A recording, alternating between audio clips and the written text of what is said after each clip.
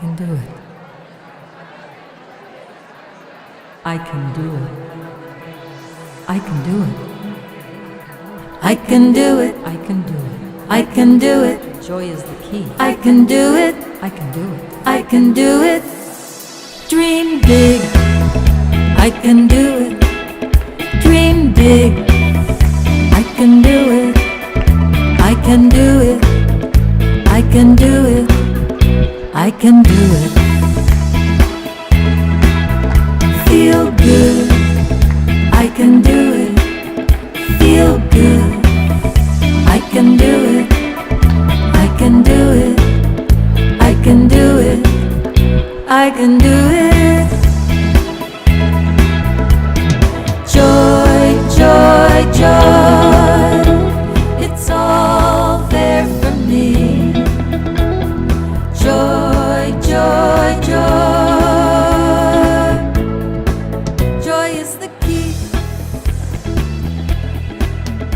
Be well. I can do it. Be well. I can do it. I can do it. I can do it.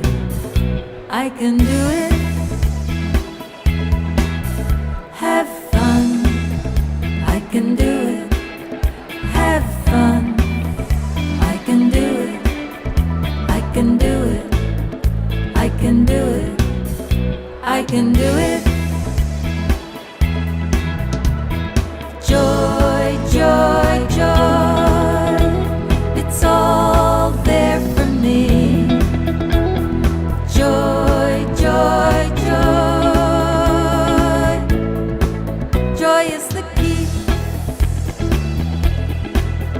I can do it. I can do it. I can do it. I can do it. I can do it. Joy, joy, joy. It's all there for me. Joy, joy, joy. Joy is the key. Joy, joy, joy.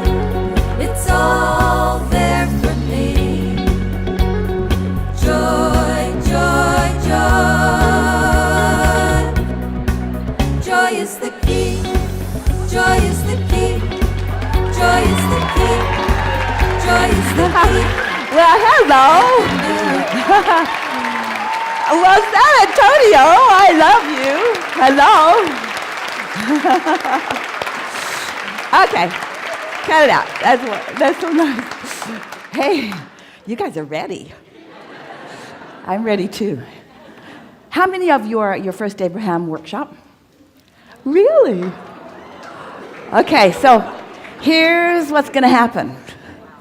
We have no idea. We don't know. That's really scary when you think about it, isn't it? No, it's not scary. It's fun. How many of you are from someplace other than San Antonio? I just love that. I don't know what we're doing here.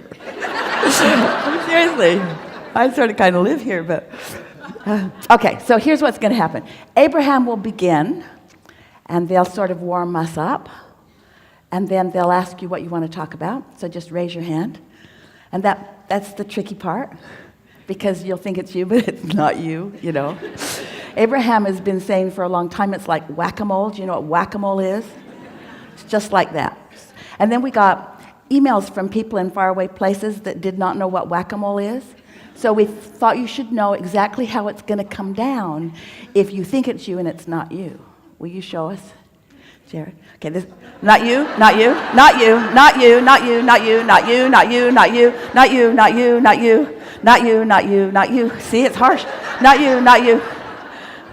See? It's so harsh. I'm really good at that, by the way. I like it so much. Okay, but we have a softer, kinder, gentler version of it here that's more like this.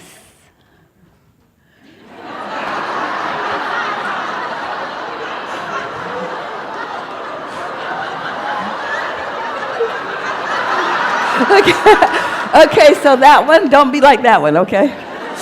But now, this whack-a-mole thing has taken on a life of its own. So we have one more to show you that's really more like what it's like.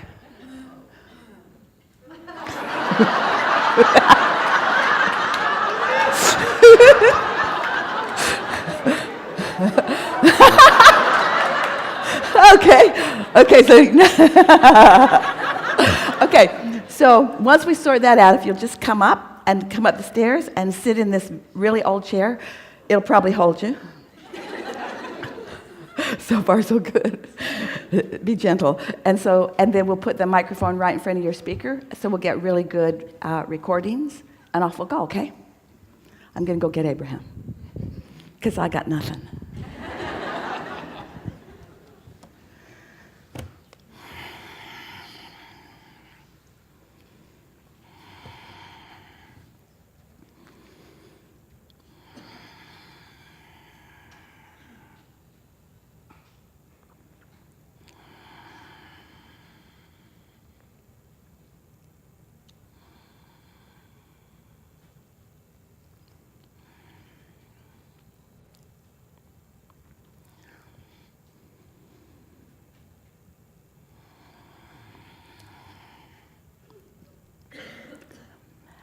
Good morning.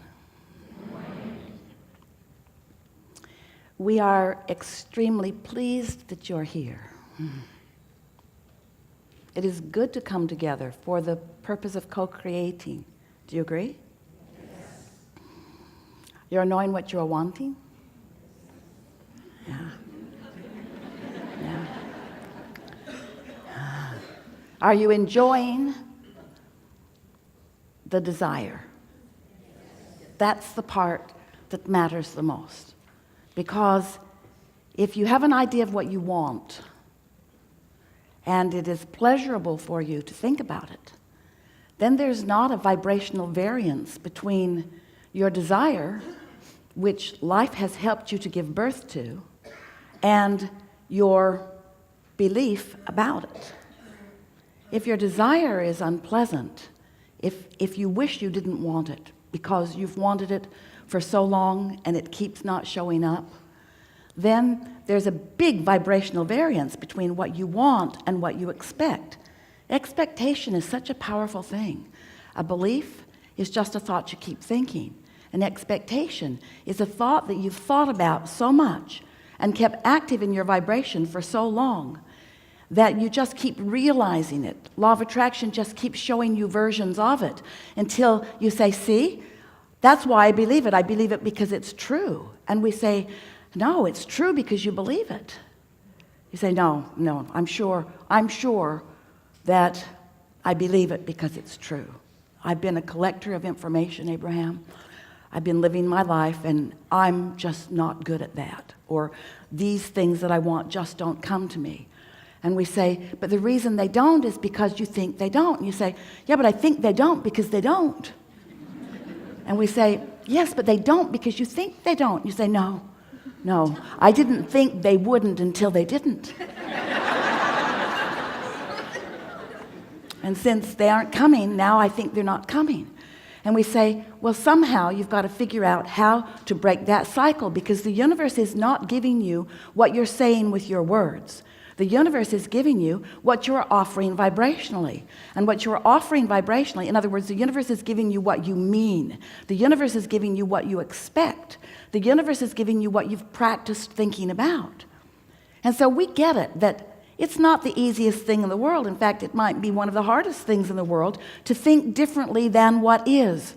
Because you have become so very good in your observation of what is, in your assessment of what is, in your restating of what is, in your documenting of what is, in your regurgitating of what is, in your seeing, hearing, smelling, tasting, touching, in your physical translation of what is feels pretty solid to you.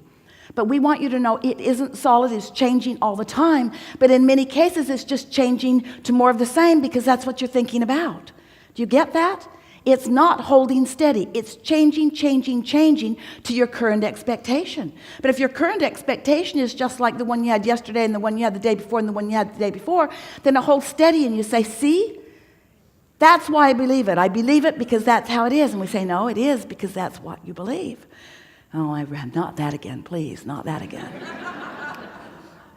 So we want to help you to realize that you are so much more than this physical being that you know as you, this magnificent physical being that you know as you, that you are an extension of source energy, and that source energy part of you exists even now. All of you didn't come forward into this personality. The larger part of you remains as this eternal consciousness, non-physically focused, pure positive energy. But here you are in this body, in this personality, and most important, in this current opinion, in this belief, in this expectation. Here you are offering a vibration that law of attraction is responding to. But the most important thing to realize about that is that the reason that you feel the emotions that you feel is because that inner being part of you, that source energy part of you, that non-physical part of you, that eternal, always eternally being part of you is having right here, right now, an opinion right here, right now about the very same thing that you're having an opinion about right here, right now.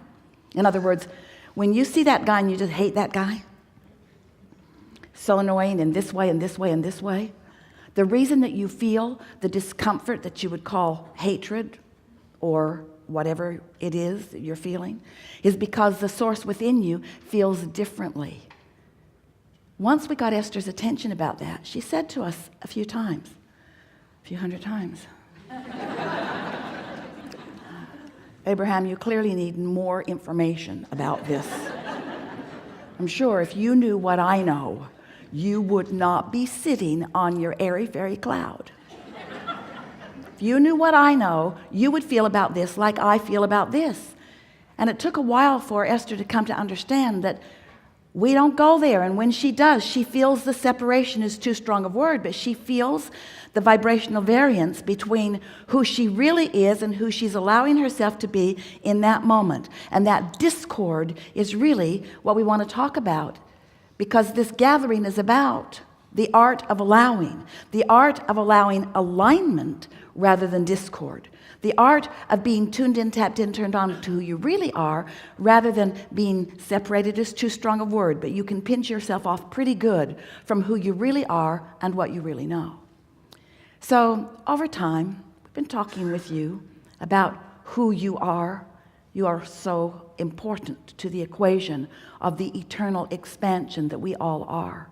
You said, I'll go into this physical experience and I'll explore and I'll see, I'll hear, I will experience the contrast, the variety. And out of it, I will come to my personal conclusions about what I personally prefer. And the reason that you did that so clearly, you knew that so clearly before you got here, is because you understood that the whole purpose of the variety is for choosing. You said, I'll make choices that are important to me.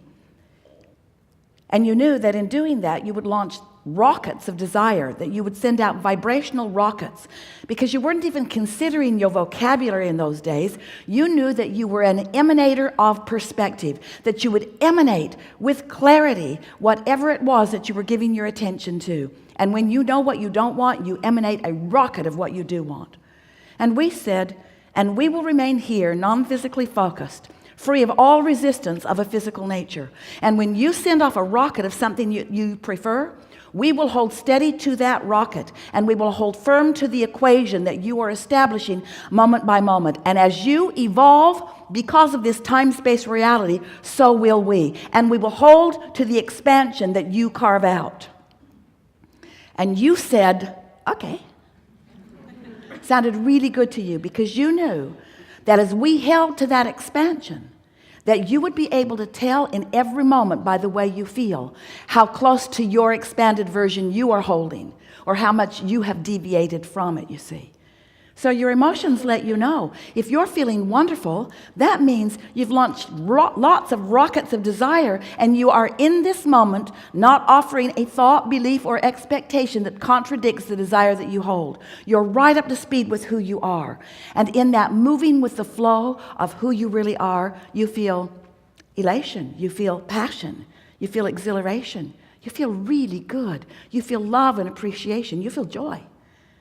But if you are feeling frustration or overwhelmment, if you are feeling angst of any kind, if you are feeling anger, or if you are feeling grief, if you are feeling revenge, or any of those negative emotions that feel like despair or fear, then that means that your perspective in this moment is so far apart from the perspective of your source about the same thing.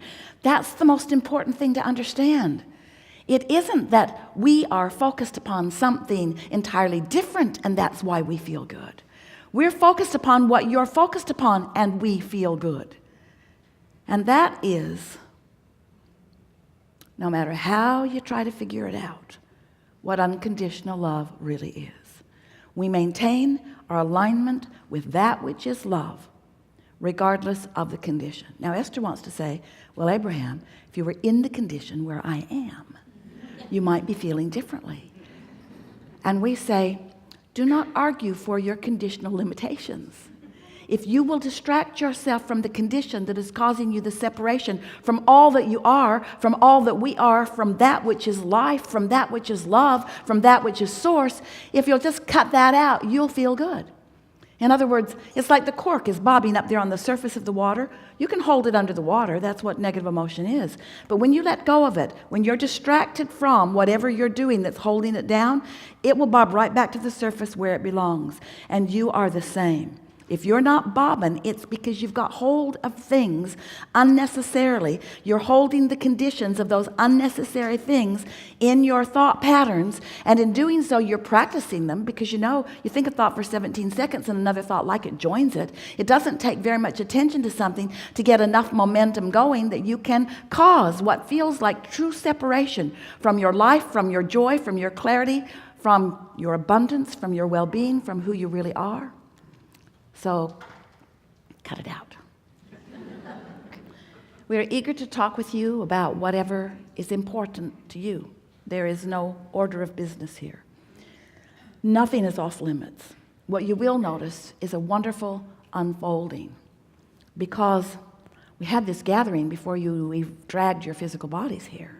In other words, who you are, what you've been living, what you want, is all part of the vibrational mix of all of this. So together, we're just going to find a way to sort it out with the powerful intention of helping you to close that gap between who you really are and who you may be allowing yourself to be in any moment. Life is supposed to feel really good to you. You're supposed to be having a wonderful time. You are supposed to feel good. But in order to do that, it takes some deliberate attention. It takes some deliberate focus. Which means, mostly it means, you got to care about how you feel. You got to care so much about feeling good that you are willing to pay the price of feeling good.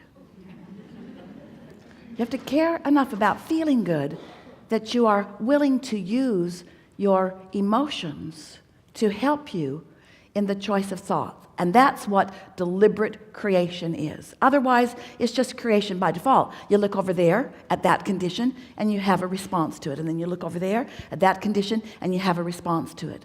And that is the way so many people are living their lives.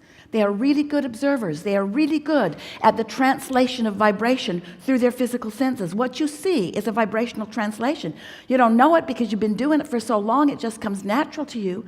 But that's why you see, that's why you hear. You're translating vibration.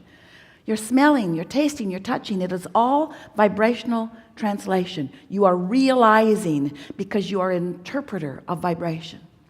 So once you begin to put this emotional translation in the mix, once you begin to recognize that how you feel matters most of all, because how you feel is your in-the-moment indicator of how much of you are allowing to be present in this moment. If you knew how much backup you've got, if you knew how many advocates you have advocating on your behalf. You see, we know everything that you're asking for and where it is and what the path of least resistance to it is. We know where everything you want is and where you stand in relationship to it. That's a good thing. It's a good thing for you to know somebody who knows that, you see. But you've got to be in a place where you can receive. Esther says, oh, but Abraham, you and Jerry, all you dead guys, there's no such thing as that. You are so subtle now. You are so subtle. I have to tune myself so precisely to your frequency in order to hear you. Can't you be less subtle? And we say, tuning is subtle. Tuning to the frequency of who you are and what you want, it takes some practice. But it's an easy thing to do if you care about how you feel. Because if you care about how you feel, you're just not going to entertain those thoughts that don't feel good. You're just going to find yourself more and more shying away from them, which is to say shying away from or toward something else. In other words, there's no such thing as exclusion in this attraction-based universe. You sort of kind of get that? There's no such thing as no. When you look at something that you really want and you say yes to it, you are including something that you want in your vibration. But when you look at something that you don't want and you feel that resistance well up in you and you are saying no to this thing you do not want, what you're actually doing is saying yes to this thing you do not want. Because attention to the subject is what causes you to be the inviter, the receiver, the realizer, the creator of it, you see. So, what do you want to talk about? There's a lot of trouble in this room. We're going to have a really good day. Just relax and know that you're going to get this. Start right here on the aisle. Yeah?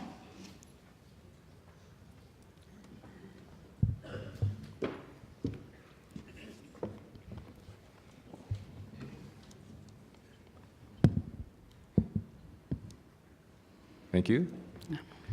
I appreciate this opportunity to speak with you, and appreciate Esther and everybody at the Abraham Hicks crew for making this possible. Thank you very much. We're all in this together, aren't we? Yeah, it's wonderful. Your warm-up was perfect, and I've been thinking about beliefs and momentum and the analogy. Momentum is our favorite word because momentum and law of attraction are the same thing, aren't they? Yes. Yeah. Mm-hmm. Yeah, and I get that. And so this model I've been thinking of is I'm the tree, my beliefs are these strong limbs, and then the momentum are core beliefs are the strong limbs, and then additional beliefs that spring from that are smaller branches that come out. And so what I'm interested in is thinking about core beliefs and adjusting and changing those. And as I wonder about perhaps trimming some of the branches back and not getting at a core belief. The thing is, we get what you're saying, but what you're actually saying and meaning is, I've got beliefs that are hard to change. So I'm trying to whittle them down just a little bit. Well, that's what I wonder, And, are they? and what we really want to say is, rather than thinking about beliefs that you want to change, because when you think of something that needs to change, you're looking right at it, and it's not changing, it's getting stronger. Every time you look at it, it grows deeper roots and more branches. There's just, in other words, it goes down and out.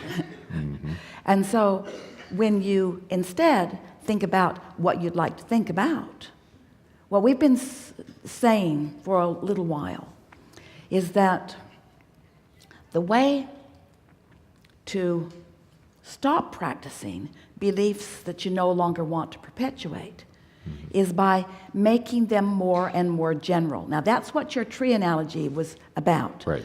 But in your analogy, from our perspective, the leaves on the tree are the more specific. The branches are the more general. But also in your analogy, the branches were the more core beliefs. And so you're sort of getting in your own way about that. Yeah. Just in general terms, when you are general, you are less specific. Write that down. That's really important. That was good. Truths of the universe happen here. When you are general, you are less specific. When you are less specific, there is less momentum. So if you can go back to the general that is easier for you to align with, back to the general that is easier for you to find harmony with the source within you. Once you stabilize there, then from that stable, non-resisted vibration, now new evidences of that will fill out the branches of your tree.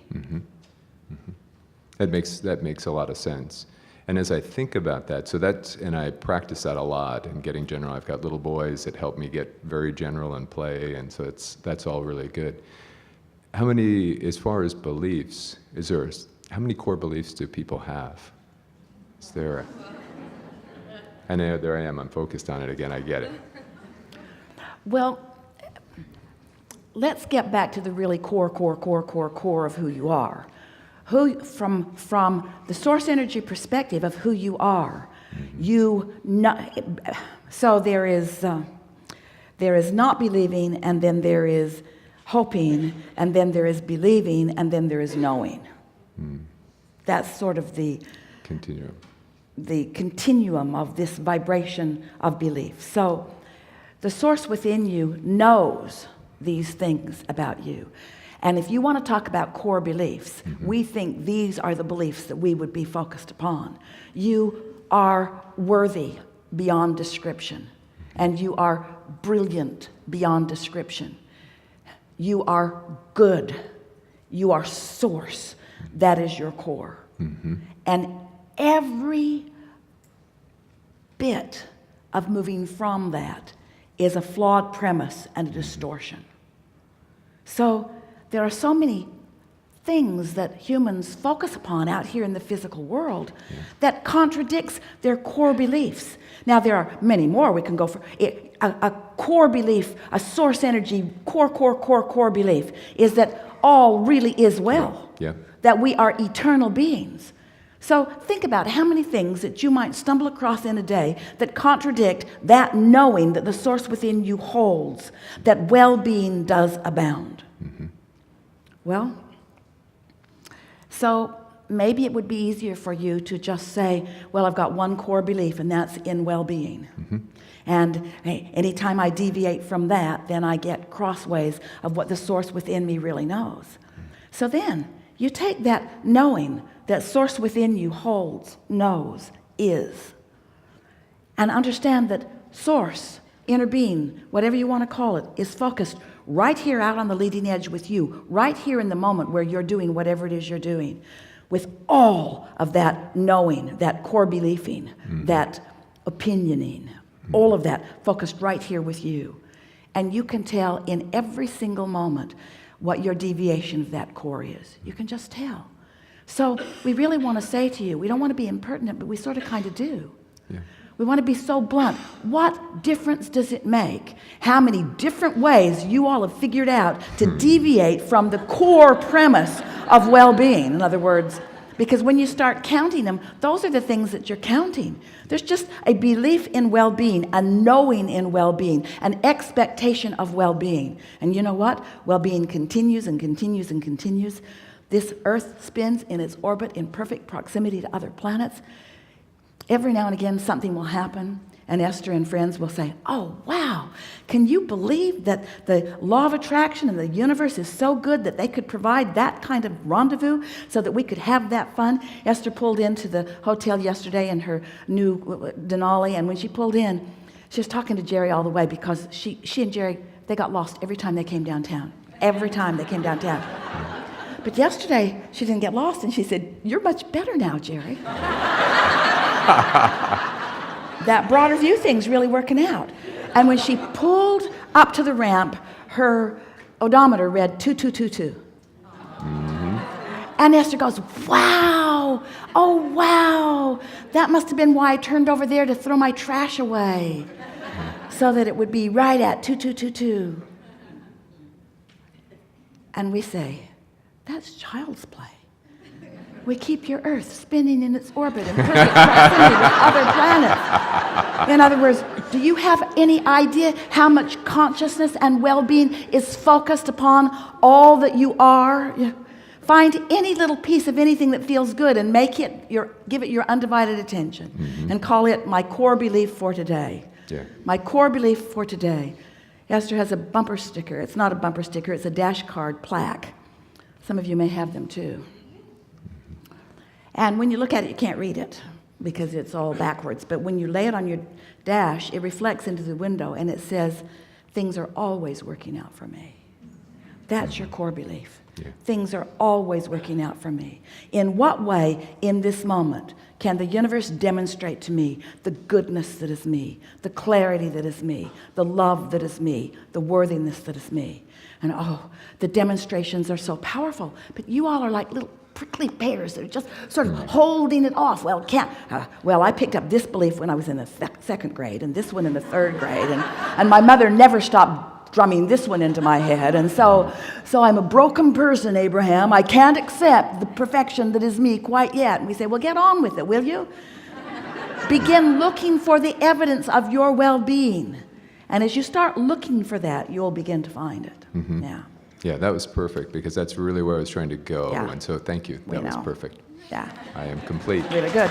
Really good. That was a whack.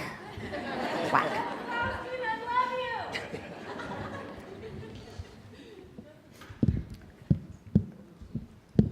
Thank you. I love you. Just wanted to say that first. Thank you. I would like to understand your perspective on to what degree we are distinct from the vibrational frequencies of others.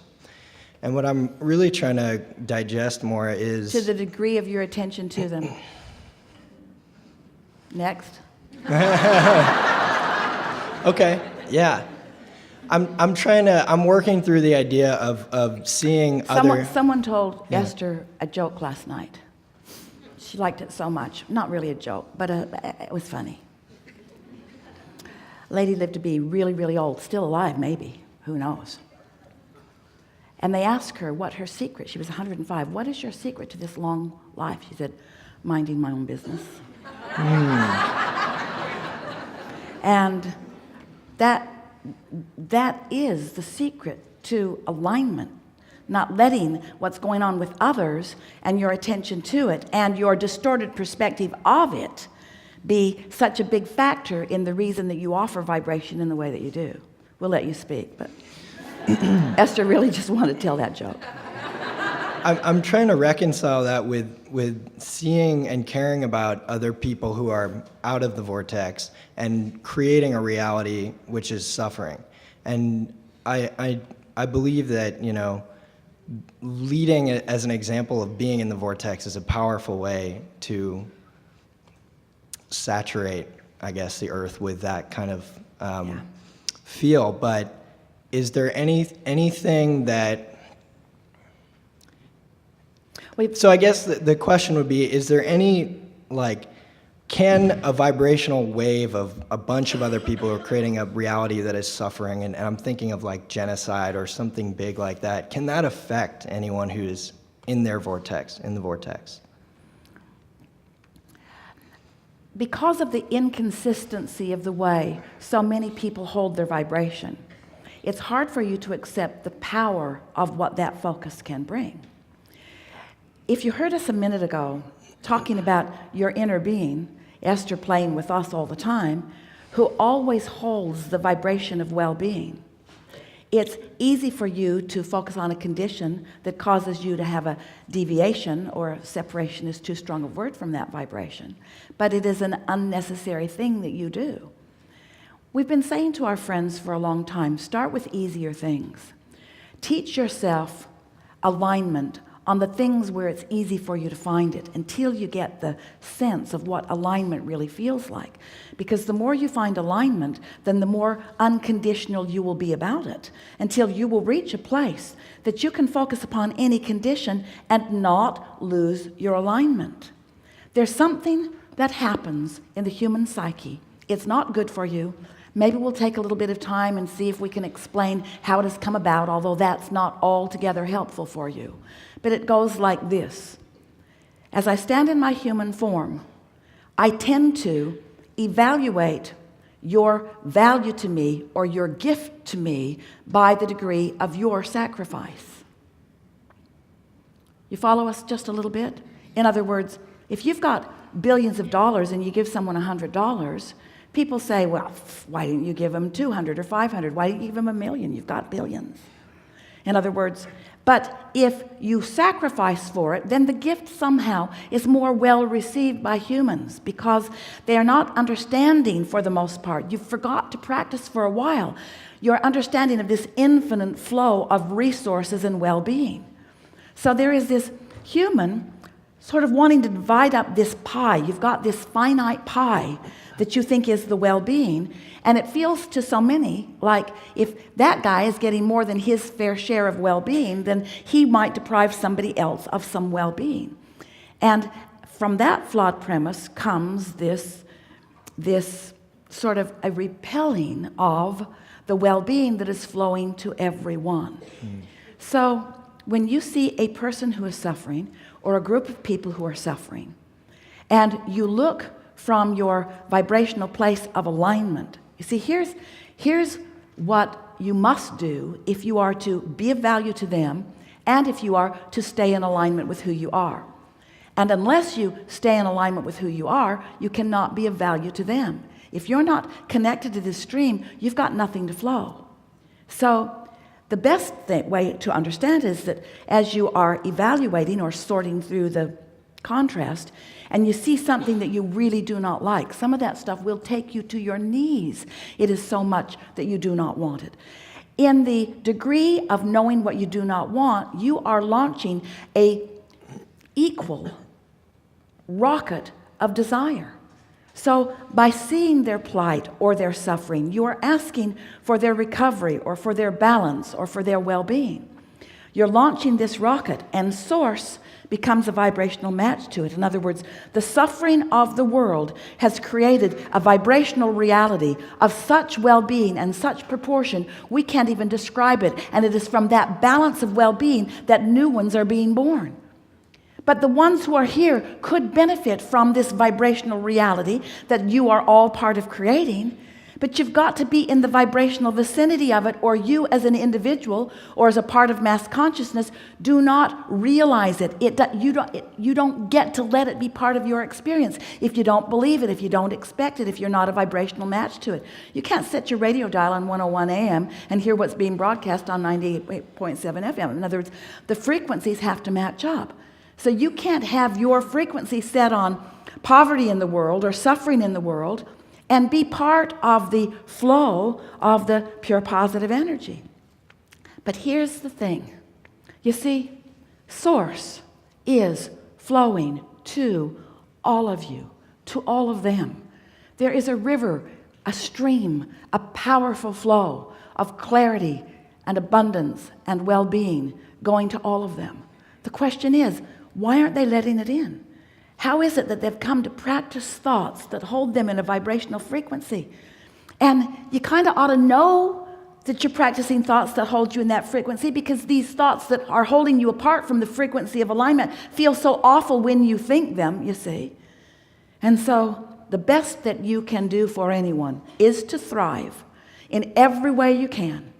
And in your thriving, in your holding yourself in alignment, because thriving and alignment are the same thing, as you hold anyone as your object of attention, and this goes to the heart of your question. What can I do? What can I do, you said. When you're tuned in, tapped in, turned on, and you're holding someone as your object of attention, you are flooding pure positive energy all over them. Whether they can receive it or not is not something that you have very much control over. And they're going to look at you, and they're going to say, But you're happy and I'm not. I need you to understand my plight. Otherwise, you can't help me. And you want to say, if I understand your plight, I will be a vibrational part of your plight, and then for sure I can't help you. But they don't want you to be over there thriving. They want you to be over there suffering with them because it's all they know. They're not sucking you in because they don't care about you. They're sucking you in because that's the momentum of what they've got going on. So you have to understand how this works. You have to decide if you want to be part of the wellness, if you want to be part of the abundance, if you want to be part of the solution. The vibration of a question and the vibration of an answer are very different frequencies. The vibration of a problem and the vibration of a solution are very different frequencies. So when you tune yourself by focusing upon things that make it easy for you to align, going as general as you need to go in order to align, and then tune into who you really are, and then hold someone as your object of attention. It is our promise to you that if you can hold someone who you formerly saw as suffering as your object of attention, and you've practiced so well that you see them as thriving. That's what Jesus did.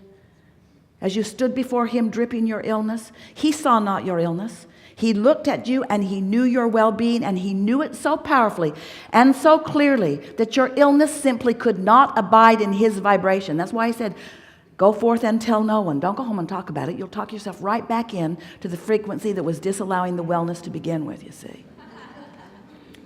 So it feels harsh to you when we say mind your own business. But what we really mean is tend to your own frequency and then. Tend to your own frequency and then. And you'll reach the place where you'll be so consistently filled with this stream of replenishing well-being. No depletion happening, just flowing through you, flowing through you, flowing through you. That when you see someone not allowing it, it won't upset your apple cart. It won't throw you off your game. You will be able to know their wellness even in their demonstration of their not wellness, because you know how it works, you see. It's like not one of you stands in front of your faucet, beautiful faucets in this hotel. Esther was just enjoying them so much. And not one of you stands before your faucet when it's turned off and says, oh,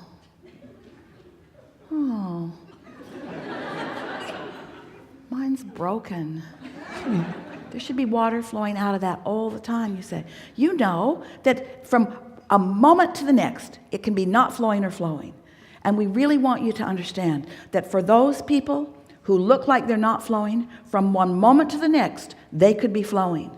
But if you see them as not flowing, then you are a perpetuator of that, you see. I understand that. I appreciate that response. I think it was really general, wasn't it? Yes. It was really general. So easy to understand. So easy to feel. Not very satisfying, though, was it? It is satisfying. The more specific question is if those people, not whether or not I should or should not remain in my vortex, but if someone who is out of the vortex can physically affect me. But in what case would that be? First of all, they can't even get in your experience unless you're giving your attention to them. Law of attraction will not match you up. So the first question you want to ask is, why is this in my experience? Why is this in my experience? Because I have an active vibration about it. But is there a jungle of different vibrational frequencies that everybody on the planet, is there one, I guess what it comes down to, is there one Earth that we're all kind of in an ecosystem of different vibrational frequencies that are all just in kind of harmony with one another? There are as many different frequencies as there are thoughts. The combinations of thoughts and frequencies is so extraordinary in number that trying to decipher it would drive you crazy. Every thought has a frequency, and every combination of thought has a frequency. But you can understand the frequency of thought in much more simple terms when you think in terms of emotion. Joy has a frequency, and there are a lot of thoughts that line up with that frequency. Despair has a frequency, and there are a lot of thoughts that line up with that frequency. So they Overwhelmment pool together. They pull together. Law of attraction puts them together. But all of those, you see, here's the thing that will help you so much. All of those frequencies, all of those projector of frequencies, all of those transmitters and receivers that are all around you, all of them are irrelevant to you once you remember that there are only two frequencies that are really any of your business. That's the frequency of the source within you and the frequency of your point of attraction right here and now. The reason that we've been talking so much through the years about how all of this works is because we want you to understand your vibrational place in all of this. So we started by talking about law of attraction. Law of attraction says that which is likened to itself is drawn, just like radio signals. So then we began explaining to you that you are launching these rockets and that you are creating a vibrational version of everything that can potentially be a see it, hear it, smell it, taste it, touch it reality. But there's a vibrational version of it first. And that vibrational version of it, we talked about your vortex. You're so kind to us as we wave Esther's arm around and point at this invisible place, your vortex where who you really are is and everything you want is. And then people began feeling, as they began sensing what they were creating, they began saying things to us, not right out loud, but we heard it from you often. All right, Abraham, I get it. But how do I get my money out of the vortex and into the bank? How do I turn those thoughts, those vibrations into the tangible, into something that I can translate, something that I can realize, something that I can realize? So then we began explaining to you, and this is really what we want you to hear and feel from us right now. You have a point of attraction right here and now. You are emitting a vibration. It's the vibration that you're offering. Doesn't matter what you offered yesterday or the day before, although it's likely that what you're doing today is going to be pretty much like what you did yesterday and the day before, because you've got that momentum going. And even though when you went to sleep last night, your momentum stopped, when you woke up, you usually pick up on the thoughts sort of where you left off. So you've got this vibrational offering that you are emitting. And that signal that you are emitting has a relationship to all of this vibrational reality that you've created. So let's say you've been watching a friend suffer. Or maybe it's a mass thing, but let's say it's somebody you care about. And you've been watching, and every time you hear the story, you launch a rocket of what you would prefer. You want prosperity for this friend, and you want order in this friend's life. You want this person to feel good. You want this person to feel happy. Every time they're not happy, you want happiness for them. Every time they don't have enough of something they need or want, you want them to have it. So you have, without even knowing you've done it, you have created in your vortex a vibrational version of your friend. Your friend helped you to co-create this vibrational version. The question that we want to put to you is, which friend do you have your eyes on most of the time? The vibrational version or the reality version?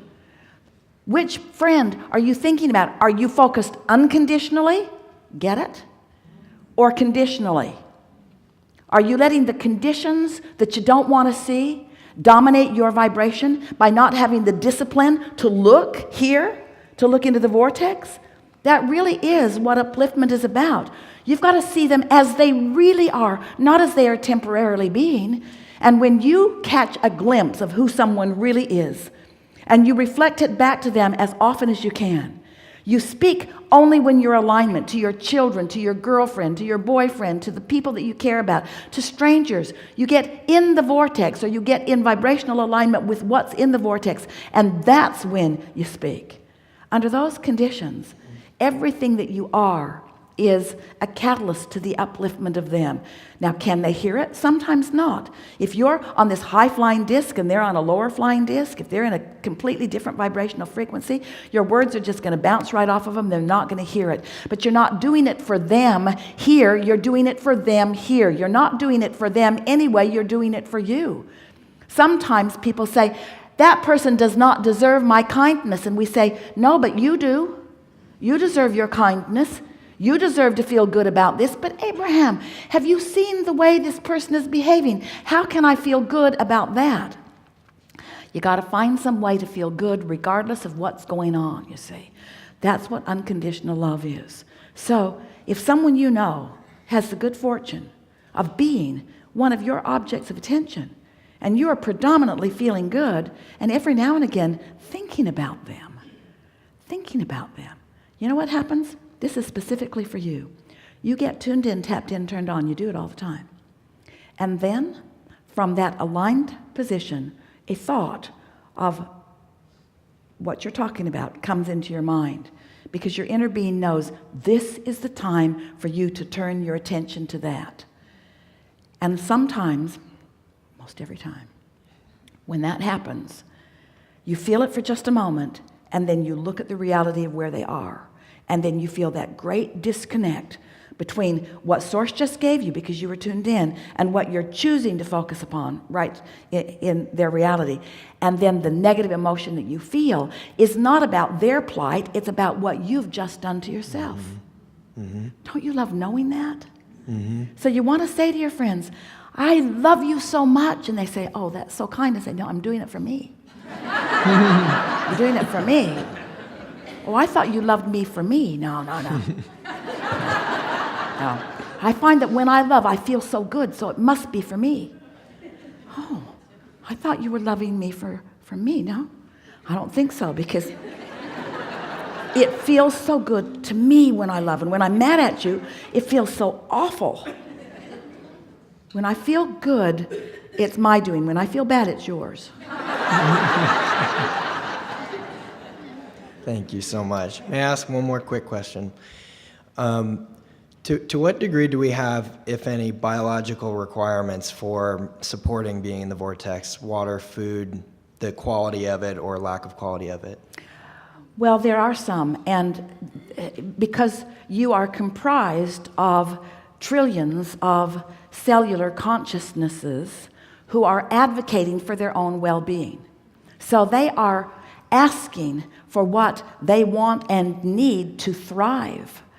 And when you are in alignment, you are receptive to that, and you just naturally gravitate to the things that help them to thrive. Your body is a veritable chemical factory as well. And so this cellular machine that is you is producing whatever it needs and asking for the ingredients from wherever.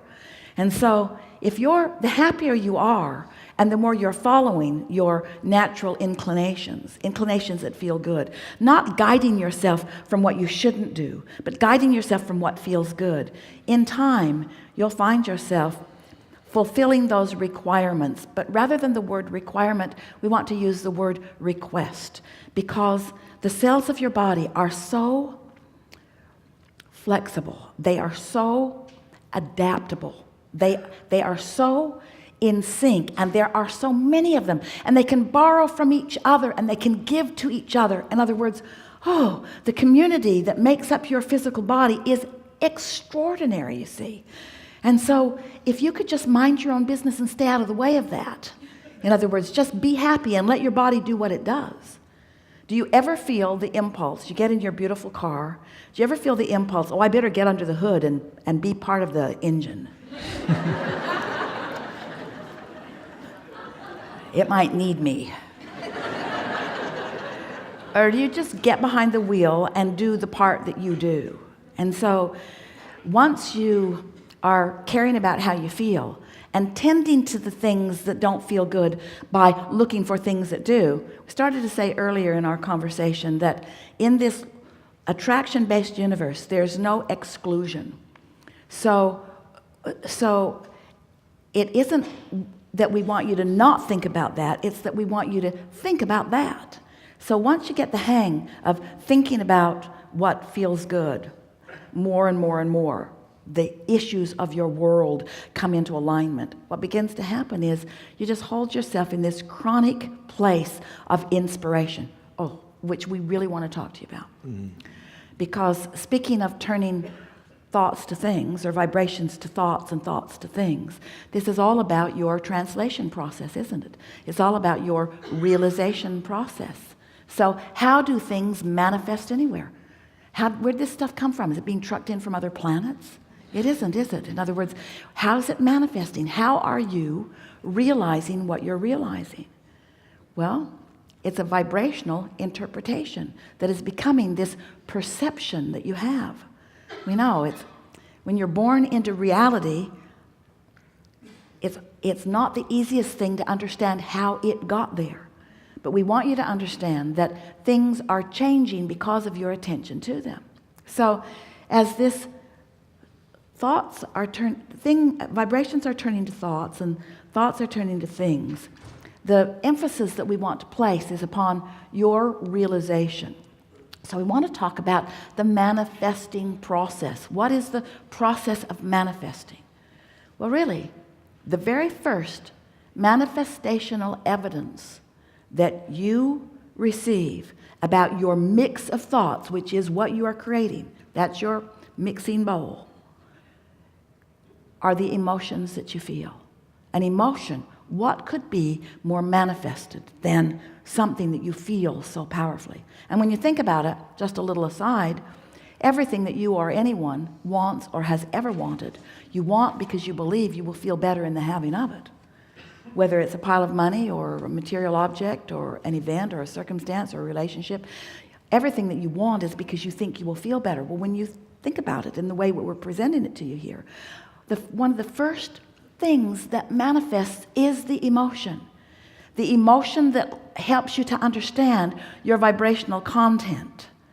The next thing that manifests is thought. Now, we want to be very vibrationally accurate. You have a thought and then you have an emotional response to it. So really the thought and the emotion are happening simultaneously. But we want you to notice first the emotion and then put the emphasis upon the thought that has caused the emotion. It'll be a really good way for you to perpetuate this momentum because more momentum, then the easier it is for you to continue this thought. So when you are in that vibrational place where your vortex is in this high, pure vibration, and you are too, for whatever reason, maybe you meditated, maybe you had a massage, maybe you've been appreciating someone, maybe you just woke up and haven't done anything to pull yourself down yet. In other words, maybe you haven't done that thing you do that diminishes your vibrational frequency. So here you are, your vibrational frequency and that of your source and that of your vortex is all the same. And so now you begin to be the realizer of the sameness. So you just feel good. You feel good. And the thoughts that begin to waft into your mind, the thoughts that you begin to perceive because you're in the vibrational vicinity, and so you can easily translate them, as Esther is doing right now with our vibration. As those thoughts are flowing into your mind, acknowledge that you are the translator of those thoughts. As you begin to deliberately acknowledge that you are tuned into who you are and what thoughts are coming, what you'll begin to notice is, Esther's been doing this a lot lately. She's been telling anyone who will stand around and listen to her, I'm acting on my impulses a lot. I'm no longer writing it down as something to tend to later. She's doing her best that when an impulse comes, when she thinks of someone, that's the time to call them. When she thinks of something, that's the time to put it in the suitcase. When she thinks of something, she went to a house in another city with a car parked in her garage, and when she got there, she didn't have the keys to the car in the garage in the other city. And she thought, I thought about that over and over and over and over and over again. And instead of acting on it, that's the kind of thing we're talking about. So if you get so that you're tuned in more and more and more, and knowing that you are, and consciously acknowledging that you're translating the vibration of alignment into tangible, perceivable experiences of well-being, then the thought process that begins to flow. So what we're getting at is, this is the way. The cells of your body have been launching rockets of desire into the vortex too. Your cells have created a vibrational version of you. Which you are not helping them live sometimes. But when you're tuned in, when you're feeling good, when you're using every excuse that you can to feel good, when you're feeling good and then you're following the impulse, you're acting on the impulse, it's our promise to you. You're going to give them what they want. You're going to give them what they want when they want it. You're going to find yourself as this vital, efficient, good feeling, tuned in, tapped in, turned on, extension of source energy.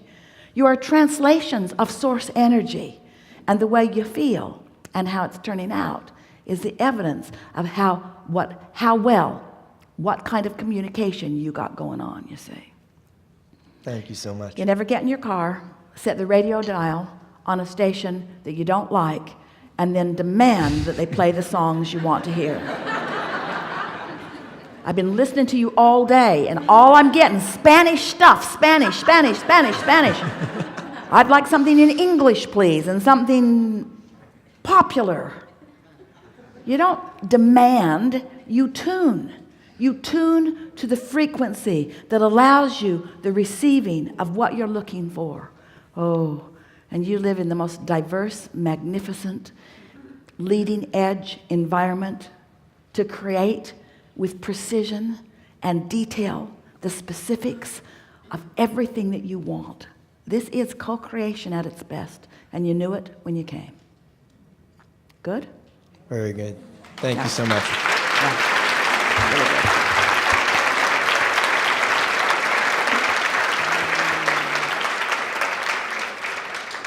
Standing on your chair does not help. It does not help.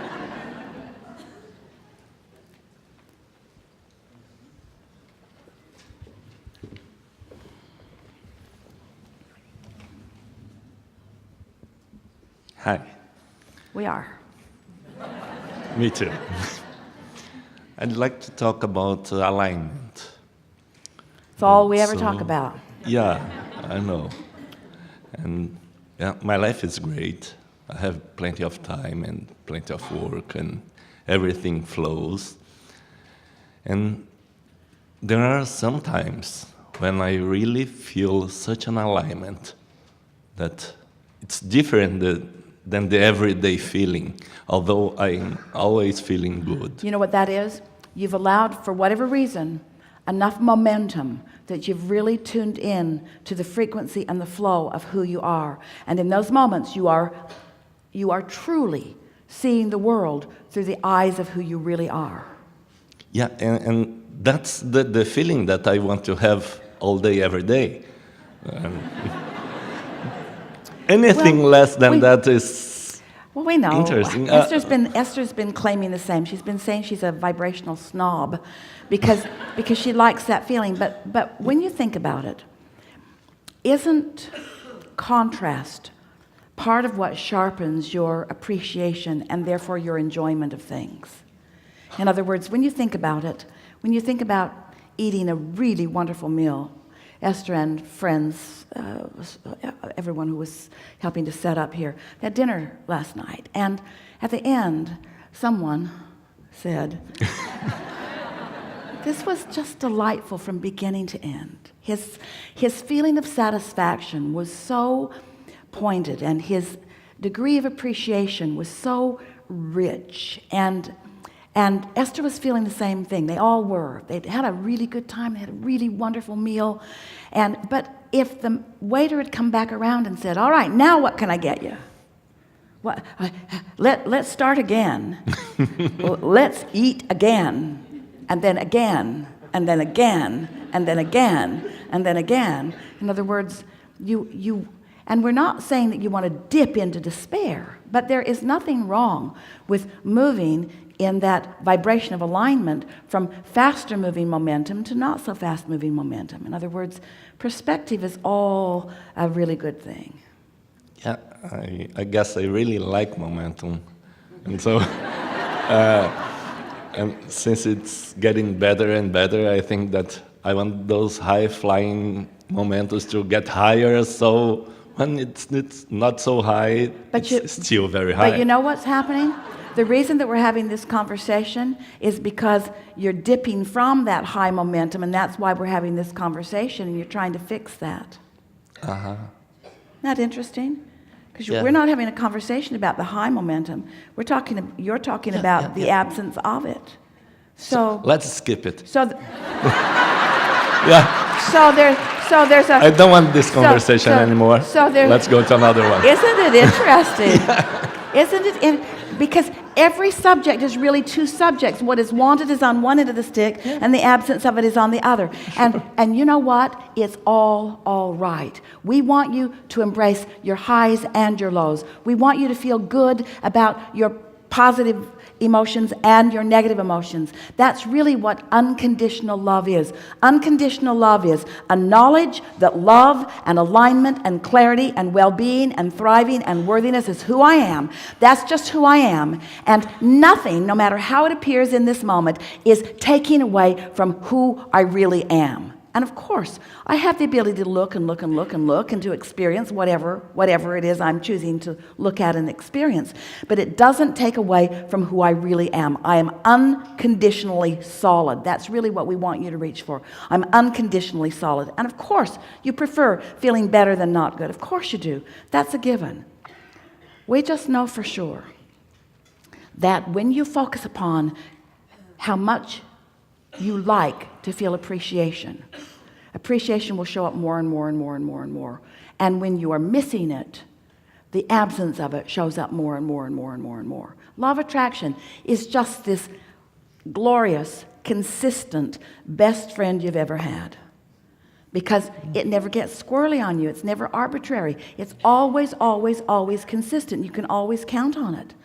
Well, isn't that something good to know? I get to feel as good as I choose to feel in every moment of my life experience. And the more you care about that and the more you accomplish that, then the easier it is to ride that out. Esther woke up this morning. She was just feeling glorious. And she looked out, and the day is all misty. It feels like Thanksgiving. And then she thought, sometimes every other, or we have an open house following the event. But this time, when Esther thought about it, she thought, this isn't a good time for this. She could just feel that the weather wasn't going to hold. They usually hold it out at the property. It's an outside event. And so she just could feel that this didn't feel like the time for that. So she was all lined up with that. She'd done her focus wheels, and she was looking forward to seeing all of you and knowing that this was going to be a wonderful, dynamic day. It always is, but she loves the richness of this crowd. And then she heard from someone that some people were disappointed that there wasn't going to be an open house, and couldn't we just kind of put something together? And Esther got all flustered as she got focused upon the disappointment of someone else. And then as she was sitting back here getting ready for you, she could hear you and feel you, and she thought, why in the world would I focus upon anything that would take me from my alignment? And the reason is because somebody dished it up and handed it to you. In other words, it's like you feel like you have a responsibility to take what people offer to you, but you don't. Your responsibility is to stay in alignment with who you are no matter what. So we give this to you in a very specific way, because you cannot be a pleaser of others and a maintainer of your alignment at the same time. They don't go together. Because what others think they need from you in order for them to be happy sometimes doesn't have any momentum going for you. Sometimes it's out of alignment with what your intentions are, you see. You have to be joyfully selfish. You can't be other than. I am. You can't be other than. You can't be other than selfish. You can't be other than selfish because you cannot perceive outside your perspective of self. But you have to just decide that how you feel matters a lot. And you have to have this sort of self-policy that says, I care so much about you that I'm not going to stand on my head to please you. I'm going to keep myself in alignment with who I am so that I have plenty to give you. And once you get that figured out, then you're steady. Then you're steady. Oh, you'll have little blips. You'll have little things, little tuning points. But for the most part, you'll be tuned in, tapped in, turned on, just as you said you would, and just as you deserve to be. We think this is a really good time for a segment of refreshment.